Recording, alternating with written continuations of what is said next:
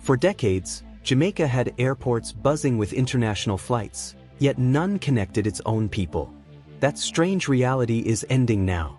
In this video, we are going to look at how Jamaica is rewriting its travel story by reintroducing domestic flights.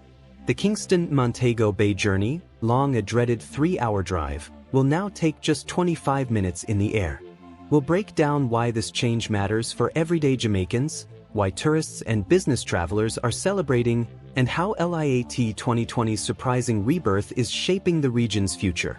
But beyond the hype, we'll also examine the costs, safety concerns, and whether Jamaica can truly sustain this new era of aviation. For decades, one of the Caribbean's most visited nations had a puzzling gap in its transportation system. Jamaica, the famous worldwide for reggae, breathtaking beaches, and vibrant culture, offered visitors and locals many things, but not the ability to fly within the island itself. Imagine that an international tourist could land in Kingston from London or New York in hours, but if they wanted to reach Montego Bay, the beating heart of Jamaica's tourism industry, they had to endure a long, bumpy road trip. 2, sometimes 3 hours on winding highways filled with trucks, buses, potholes, and endless traffic. Now fast forward to mid-2025, and everything is about to change. Domestic flights are returning to Jamaica after decades of absence. That grueling 3-hour journey between Kingston and Montego Bay? It can now be cut down to just 25 minutes in the air. That's not a minor adjustment. It's a revolutionary shift in how Jamaicans and tourists can experience the island. But here's the twist. While many are celebrating this revival, others are asking whether it comes with hidden risks. Will this new era of domestic air travel unlock golden opportunities, or expose Jamaica to new dangers? By the end of this video, you'll see both sides of the story. And before we dive deep, make sure you subscribe if you love uncovering the hidden ways Caribbean nations are reshaping travel, economics, and global influence. Travel across Jamaica has always been road-dependent. Yes, the drives are scenic, often passing through sugarcane fields, hills rolling into lush valleys, and coastal stretches where the Caribbean sea sparkles just beyond the window. But beauty doesn't erase frustration. For locals and visitors alike, driving between the capital and the west is exhausting. Traffic jams in Spanish Town, flooding on the Flat Bridge in Bogwalk Gorge, and unpredictable delays often turned a planned 2-hour journey into 4 hours of misery. For tourists, many of whom come to Jamaica for short stays, the road travel was discouraging. Imagine spending 2 days of your 5-day vacation just commuting between destinations. For business travelers, road trips stole valuable time that could have been spent closing deals. Even locals felt trapped by the inefficiency. Families skipped events because the drive was simply too much. Domestic flights change all of that instantly. Suddenly, it becomes possible to treat Kingston and Montego Bay not as distant cities, but as neighbors connected by less than half an hour of air time. So, who is stepping up to make this bold move a reality?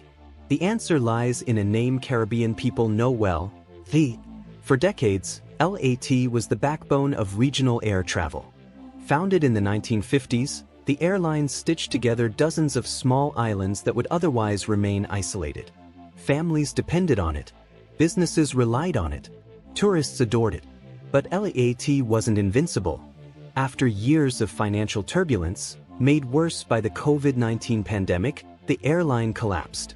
By 2024, it was officially insolvent, leaving behind disappointed passengers and stranded economies.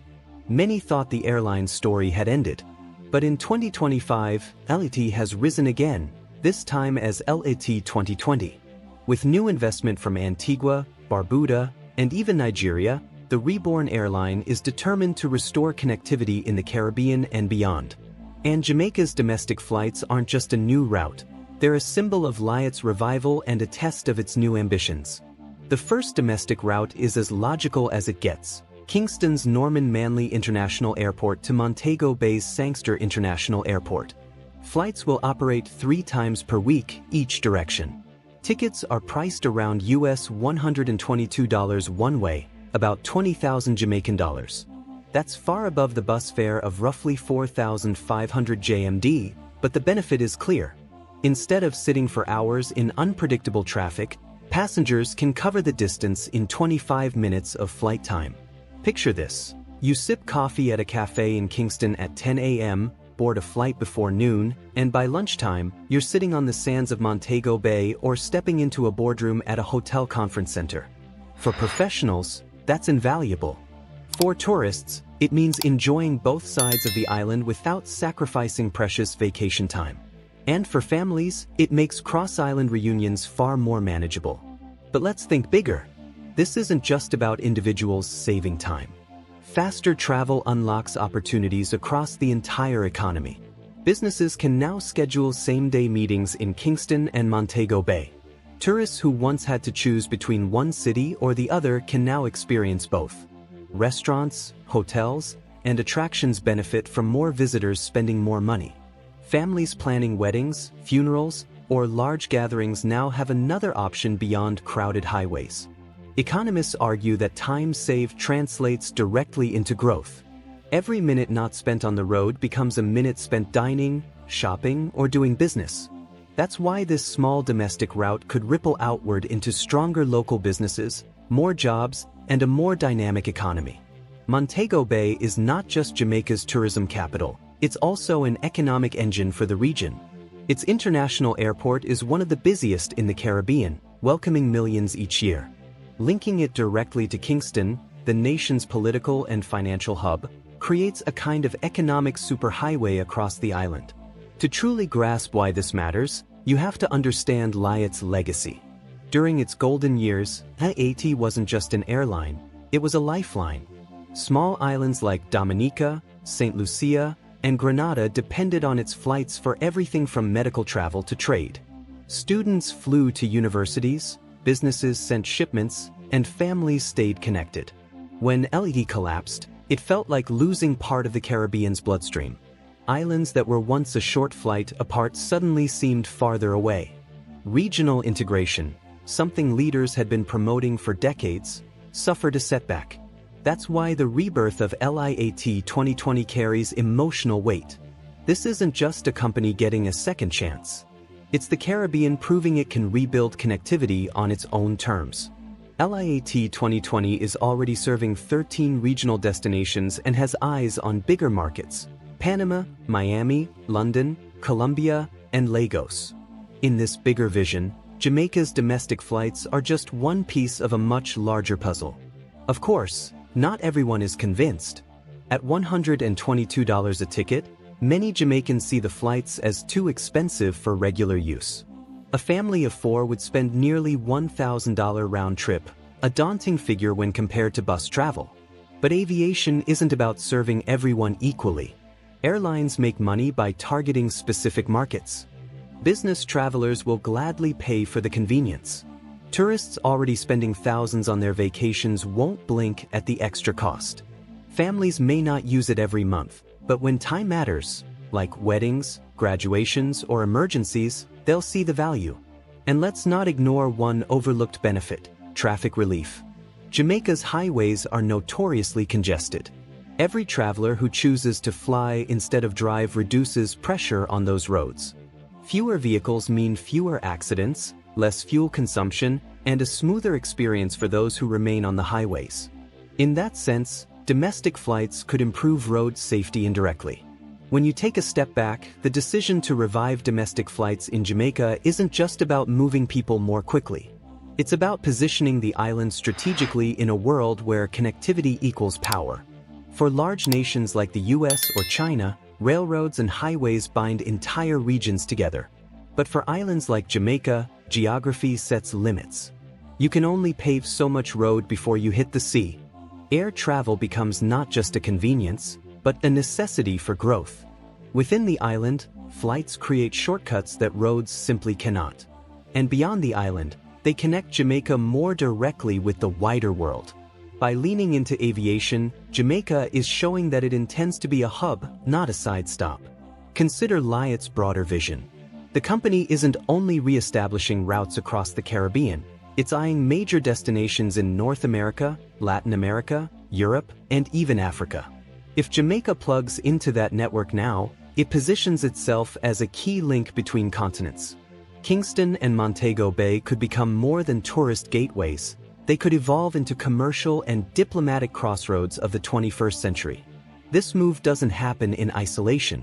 The Caribbean is a patchwork of islands, each struggling with similar challenges: distance, limited infrastructure, and dependence on external carriers. When Jamaica reintroduces domestic flights, it sets a precedent. Other islands will watch closely. Imagine Barbados using LIAT's model to link Bridgetown with nearby Grenada more efficiently, or the Bahamas improving air routes across its 700 scattered islands. Trinidad and Tobago could expand flights between its two main islands, while smaller territories like St. Kitts and Nevis could benefit from denser connections. If that happens, the Caribbean as a whole becomes a network, not just a collection of islands. That means trade flows more easily, tourists see more destinations in one trip, and regional cooperation gets stronger. Economically, the benefits are obvious. Politically, it builds unity. In a world where small nations often feel overlooked, aviation could give the Caribbean a stronger collective voice. And Jamaica, being one of the largest and most influential Caribbean countries, has a chance to lead that charge. Of course, it's not all smooth skies ahead. Critics have raised serious concerns, and they deserve attention.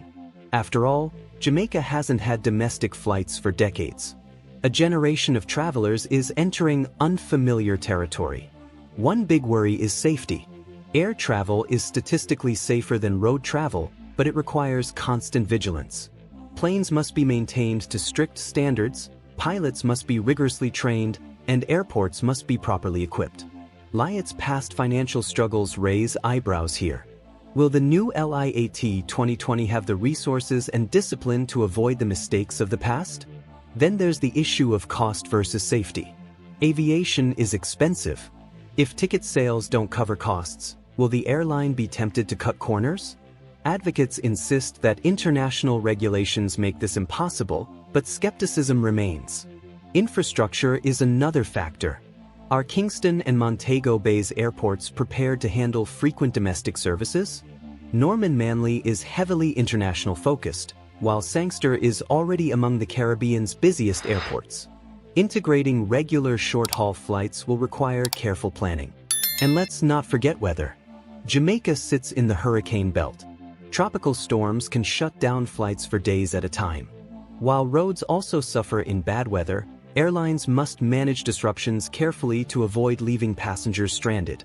Yet for all these risks, supporters argue that Jamaica is prepared.